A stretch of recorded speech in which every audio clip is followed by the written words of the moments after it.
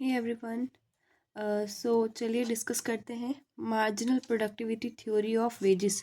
हमने previous video में discuss किया है इस वेजेस के मीनिंग, इसके टाइप्स और कौन कौन से फैक्टर्स हैं जो रियल वेजेस को अफेक्ट करते हैं। अब हम लोग बात करेंगे टू मेन थ्योरी, जिसमें से फर्स्ट है मार्जिनल प्रोडक्टिविटी ऑफ वेज। ठीक है, marginal productivity theory of wages, जिसके अंदर हम ये देखेंगे कि किस तरीके से वेजेस को डिटरमाइन किया जाता है। तो मार्जिनल प्रोडक्टिविटी थ्योरी जो है ओल्ड और इम्पॉर्टेंट थ्योरी है वेज डिटरमाइन करने के लिए। इट इज़ ये जो सबसे पहले है जर्मन इकोनॉमिस्ट वॉन थ्यूनेन 1833 में उनकी बुक आइसोलेटेड स्टेट में देखी गई, एग्जामिन करेगी।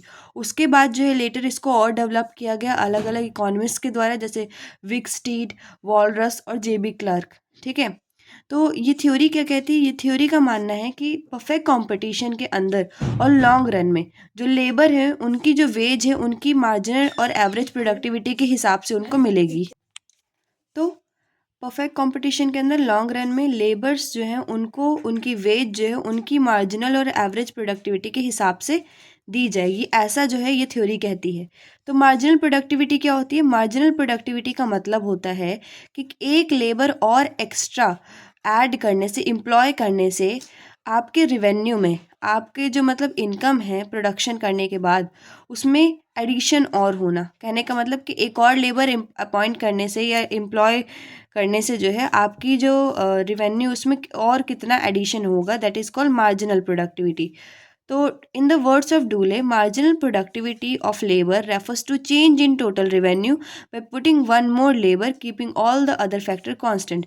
सारे फैक्टर्स को कांस्टेंट रखते हुए एक और लेबर, एक्स्ट्रा एक और लेबर हायर करने से आपकी टोटल रेवेन्यू में जो चेंज आए वो कहलाता है marginal productivity.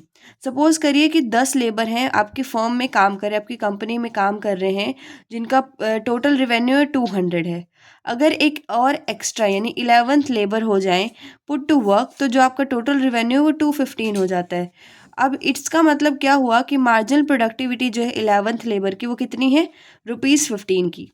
An employee will not pay more wages to the laborers than his marginal productivity, otherwise he will suffer loss। इसमें यह भी कहा गया कि जो काम पे रखने वाला है वो जो लेबर्स हैं उनको जो है उनकी मार्जिनल प्रोडक्टिविटी से ज़्यादा नहीं देगा या नहीं दे सकता। अगर वो देता है तो उसको जो है लॉस होगा।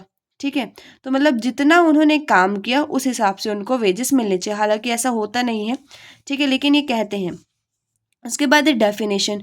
इन दोनों डेफिनेशन को मैं पढ़ती हूँ, जो भी अच्छी है सुटेबल लगे उसको हम लिख सकते हैं पेपर में। ठीक है, जैसे कि प्रोफेसर एस.सी. थॉमस, उनका कहना है कि as a result of competition between employers for labour and between workers for employment, a wage rate is determined that is equal to the marginal productivity of labour force the employers as a whole are willing to employ. वही बात लिखी हुई है।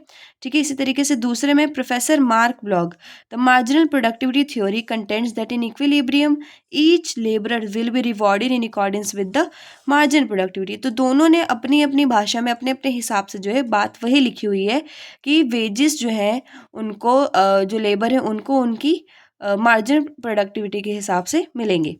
चलिए देख लेते हैं next जो टॉपिक है उसके अंदर है एजम्पशंस। तो marginal productivity theory of wage determination is based on the following assumption. पहला एजम्पशन है कि जो परफेक्ट कंपटीशन होना चाहिए प्रोडक्ट मार्केट और फैक्टर मार्केट के अंदर। दूसरा है कि मार्जिनल प्रोडक्टिविटी जो है लेबर की वो कैसी होगी? लॉ ऑफ डिमिनिशिंग रिटर्न्स के ऊपर चलेगी। मतलब एक पॉइंट ऐसा आएगा कि जब एक्स्ट्रा ऐड करने से जो है क्या होगा, आपको रिटर्न्स जो है कम मिलने लगेंगे, मतलब मिलेंगे लेकिन डिमिनिशिंग रेट से मिलेंगे। ठीक है, दूसरा कि जितने भी लेबर्स हैं वो कैसे हैं? परफेक्ट सब्स्टिट्यूट है और एक जैसे हैं। मतलब कि अगर आप एक को छोड़ के दूसरा हायर कर लेते हो तो ऐसा नहीं है कि वो कम काम करेगा या वो ज़्यादा काम करेगा। सबकी जो प्रोडक्टिविटी है और सब जो है एक दूसरे के परफेक्ट सब्स्टिट्यूट हैं। दूसरे फुल एम्प्लॉयमेंट सिचुएशन जो है इकोनॉमी के अंदर है। एंड नेक्स्ट है कि लॉन्ग रन में अप्लाई होता है। उसके बाद है टेक्निक जो है प्रोडक्शन की वो कांस्टेंट होनी चाहिए, टेक्निक में कोई चेंज नहीं आना चाहिए। ठीक है, दूसरे की हर यूनिट जो है लेबर की वो परफेक्टली मोबाइल होगी। As a result wage rate will remain the same in different occupation. कहने का मतलब है कि जो लेबर हैं वो परफेक्टली मोबाइल होंगे, ऐसा नहीं कि एक जगह काम करे तो वहीं टिके रहेंगे, इधर उधर आ जा सकते हैं ठीक है। और इसमें कहा गया इससे क्या होगा कि जो वेज रेट है वो कैसा रहेगा? सेम रहेगा इन डिफरेंट ऑक्यूपेशन, अलग अलग ऑक्यूपेशन में वेज रेट सेम रहेगा। ठीक है, तो ये थे इसके एजम्पशंस और हमने अभी ऊपर पढ़े थे इसकी डेफिनेशन और मीनिंग। ठीक है, नेक्स्ट वीडियो में मैं आपको इसका एक्सप्लेनेशन दूंगी जिसके अंदर है हम एनालिसिस करेंगे इंडस्ट्री के पॉइंट ऑफ व्यू से और फर्म के पॉइंट ऑफ व्यू से। ठीक है, so thank you, I hope आप लोगों को ये इतना समझ आया होगा।